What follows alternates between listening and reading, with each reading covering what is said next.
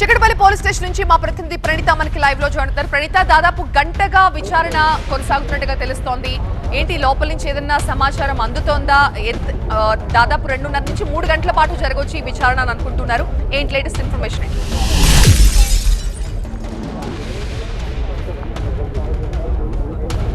So already investigation start అయ్యి 1 hour దాటింది. కాసేపు క్రితమే అల్లు అర్జున్ ఇక్కడ గేట్ దగ్గరికి వచ్చే ప్రయత్నం చేశారు. సో బయటికి వద్దాం అనుకున్నారు తెలియకనే ఆయనని గేట్ దగ్గరికి వచ్చి మళ్ళీ ఆయన లోపలికి వెళ్ళిపోయారు. సో ప్రజెంట్ ఇన్వెస్టిగేషన్ అయితే కొనసాగుతుంది. దీన్ని బట్టి చూస్తే అల్లు అరవింద్ని కూడా పోలీసులు లోపలికి అనుమతించలేదు. కేవలం అల్లు అర్జున్తో పాటు ఆయన అడ్వకేట్ని మాత్రమే పోలీసులు లోపలికి అనుమతించారు. సో ఇన్వెస్టిగేషన్ నడుస్తుంది. ఎగ్జాక్ట్లీ 1 అవర్ క్రితం అల్లు అర్జున్ పిఎస్కి వచ్చారు తన న్యాయవాది సహాయంతో. సో ఈ మొత్తం ఇన్సిడెంట్కి సంబంధించి క్వశ్చన్ చేస్తున్నారు. అసలు ఆ రోజు పోలీసులు ఈ సంధ్యా థియేటర్ లోపలికి వచ్చేందుకు అనుమతి ఇచ్చినప్పటి నుండి ఏదైతే పోలీసులు ఇచ్చినటువంటి పర్మిషన్ కేవలం అక్కడ ఉన్నటువంటి అరేంజ్మెంట్స్ ఏర్పాటు చేయడానికి, కానీ హీరో వస్తున్నటువంటి విషయానికి సంబంధించి ఆల్రెడీ పోలీసులు సంధ్యా థియేటర్ యాజమాన్యానికి ఒక రిప్లై కూడా ఇచ్చారు.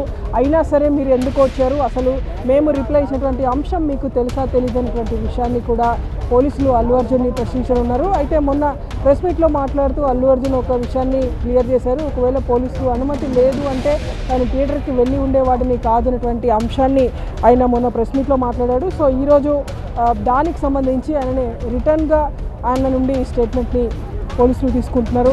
సో ఆల్రెడీ ఎగ్జామిన్ చేస్తున్నారు పోలీసులు అల్లు అర్జున్ని ఏసీపీ రమేష్ నేతృత్వంలో.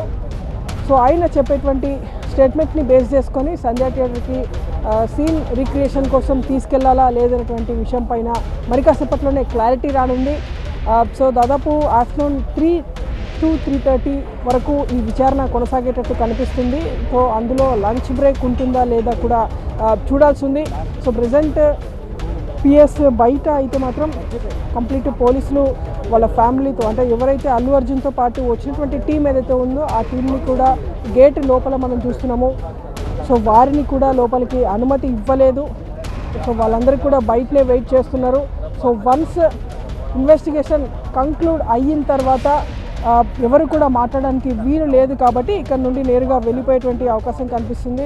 సో ఆల్రెడీ మొన్న ప్రెస్ మీట్ పెట్టే బెయిల్ వైలేషన్కి పాల్పడ్డారు కాబట్టి తిరిగి మళ్ళీ ఇప్పుడు బయటికి వచ్చిన తర్వాత అంటే ఖచ్చితంగా ఇన్వెస్టిగేషన్ కంప్లీట్ అయిపోయిన తర్వాత అల్లు అర్జున్ని బయటికి పంపిస్తారు. సో ఒకవేళ ఈ లోపే ఇన్వెస్టిగేషన్లో భాగంగానే సంధ్యా థియేటర్కి సీన్ రీక్రియేషన్ కోసం తీసుకెళ్తే మాత్రం